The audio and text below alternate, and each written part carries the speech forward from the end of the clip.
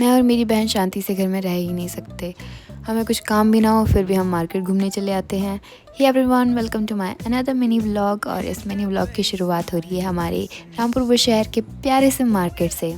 Market आने के हम कोई ना कोई बहाना ढूंढ ही लेते हैं। जैसे कि दी ने अपने फ़ोन को चेक करवाया, उसके बाद हम चले गए दूसरी शॉप में जहाँ पर हमें कुछ खास ऐसा ख़रीदना नहीं था। सिर्फ 10-10 रुपये वाले 5 रबड़ उठा के चले आए। इसके बाद चले गए थे हम एक रेस्टोरेंट में जो कि मेरे स्कूल टाइम और कॉलेज टाइम में बहुत ही ज़्यादा फेमस था। यहाँ पे काफ़ी लंबी लाइन लगी होती थी नूडल्स के लिए, और यहाँ पे आके सारी मेमोरीज़ रिफ़्रेश हो गई मेरी।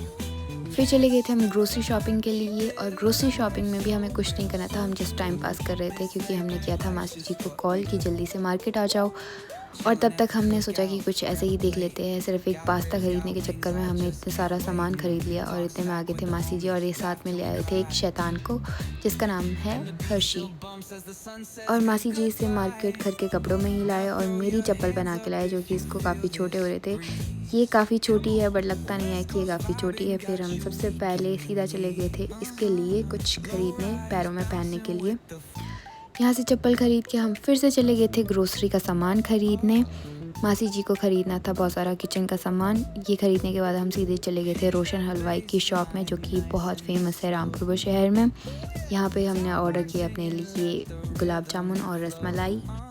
लेकिन जो हमारे साथ एक शैतान है उसने रसमलाई, गुलाब जामुन और साथ ही साथ उसने समोसा भी खा लिया। फिर भी इसका मन नहीं भरा, ये अभी भी आइसक्रीम मांग रही थी।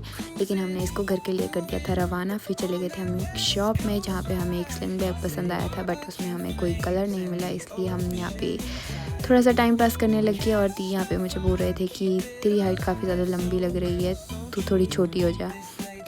बस हम ये हरकतें यहाँ पे कर ही रहे थे कि उतने में ओनर आ गए और उसने हमें यहाँ से बाहर निकाल दिया। अभी भी हमारा मन और पेट बिल्कुल नहीं भरा था, इसलिए हम एक नई लोकेशन में पहुँच गए कुछ नया ट्राई करने के लिए। तो यहाँ जो मैंने ये पीने के लिए मंगवाया, इसको मंगवा के मुझे काफ़ी रिग्रेट हुआ क्योंकि ये बहुत ज़्यादा मीठा था। और साथ ही मंगवाए थे कुरकुरे मोमोज़ जो मुझे इतने ख़ास पसंद नहीं आए। फिर यहाँ से सीधा हम निकल पड़े घर की तरफ क्योंकि मुझे घर पहुँचानी थी एक सेब की पेटी भी जो कि आई थी गांव से। और शाम के टाइम मैंने बनाए कोरियन नूडल्स क्योंकि हर्षी मुझे काफ़ी टाइम से बोल रही थी कि मुझे कोरियन नूडल्स खाने। और मैंने इनको पूछा कि तुम एक्साइटेड हो कोरियन नूडल्स खाने के लिए? तो ये दोनों बोले हाँ बिल्कुल एक्साइटेड है। और मुझे पता था कि इनके बाद में क्या हाल होने वाला है, तो मैंने जल्दी से कोरियन नूडल्स बनाना शुरू किया। और ये दोनों इतना एक्साइटेड थे कोरियन नूडल्स खाने के लिए कि ये साथ साथ में मेरी वीडियो भी बना रहे थे और बोल रहे थे कि हम पूरा प्रोसेस रिकॉर्ड करेंगे कि कैसे बनाते हो आप।